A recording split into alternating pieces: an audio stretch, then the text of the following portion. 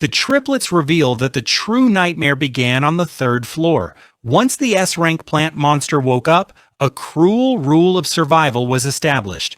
One student, dead or alive, had to be sacrificed every single day. As soon as that announcement was made, the commoner faction immediately turned on the nobles, hunting them down without a second thought. Anyone who could not fight back was brutally butchered and fed directly to the plant monster. It was pure primal slaughter, killing and devouring without a single shred of guilt. The triplets explained to Vakir that although they knew the commoners harbored deep resentment, they never expected this level of unhinged, bloodthirsty madness. One of the brothers admits he completely snapped when he heard Dogma casually dismiss their horrific massacres as a simple matter of survival. But as Viker reflects on it, the supposedly civilized noble faction was no better, having used democratic voting to force innocent girls into becoming sacrifices. Ultimately, this toxic cycle of betrayal and malice was exactly what the demon Amdusius wanted to feed on to grow stronger. The triplets reveal they managed to survive by hiding in the shadows, only to be caught and enslaved the moment they descended to the fourth floor, dragging heavy chains until they finally reunited with their master. Fortunately, they managed to avoid starvation and maintain their strength by licking up the leftovers of the highly nutritious red tree sap. With their captors now defeated, the brothers eagerly ask if they can officially call Vakir their lord and stop hiding his legendary identity. Meanwhile, a bruised and defeated Dogma lies slumped at the base of the tree, consumed by pure rage as he vows to exact absolute revenge on the nobles. Deep inside the hollow of the giant tree root, a pool of pure, concentrated, and deadly red sap is gathering. While Vakir and the triplets are talking, a battered Dogma slowly struggles back to his feet, completely blinded by his obsession with vengeance. He lunges toward the hollow root and plunges his face straight into the crimson pool, chugging the corrupted red sap as if there were no tomorrow. Decarabia immediately panics, shouting a frantic warning that drinking that much sap at once will instantly corrupt his soul and mutate him into a literal monster.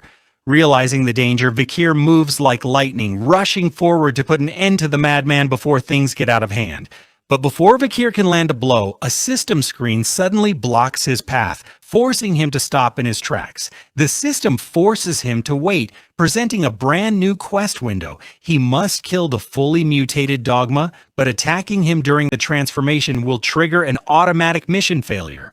As the sap takes hold, Dogma's skin begins to crack. Grinning maniacally, he mutters his final human thoughts of massacring every single noble. His body tears apart as he undergoes a horrific, painful mutation, his muscles swelling and warping into pure nightmare fuel. The triplets stare in absolute horror as the beast-to-be grows right in front of them, while even Vakir looks on with grim intensity. The transformation is finally complete, and the system identifies him as an A+ rank Hellfire demon, a 4-meter-tall beast fueled by pure hatred with zero chance of ever becoming human again. Demonic transformation is a terrifying curse that completely strips a person of their sanity through infection, dark spells, or magical overload. Once transformed, the host's core desires are amplified to an extreme twisted level, turning them into an unstoppable engine of destruction. Now the fully transformed Dogma crouches in the dark sand, looking completely unrecognizable as he locks eyes with Vakir. Vakir does not waste a single second, immediately summoning his Beelzebub sword to prepare for the battle while the triplets stand ready to back him up.